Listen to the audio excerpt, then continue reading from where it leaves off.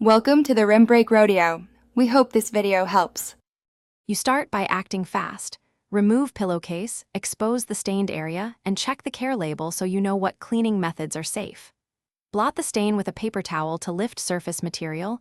Do not rub because you'll spread the stain and push it deeper. Next, mix a mild detergent solution or enzyme stain remover and test it on a hidden seam for 1 to 2 minutes.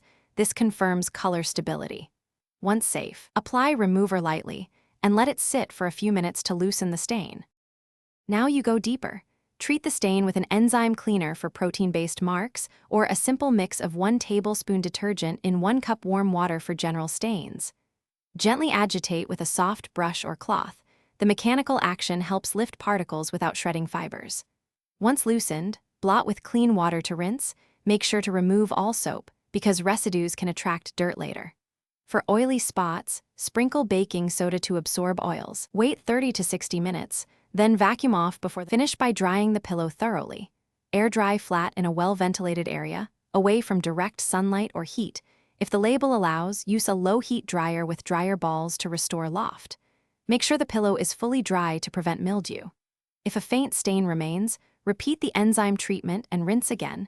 Do not reach for chlorine bleach on colored fabrics because it can damage fibers and cause rings.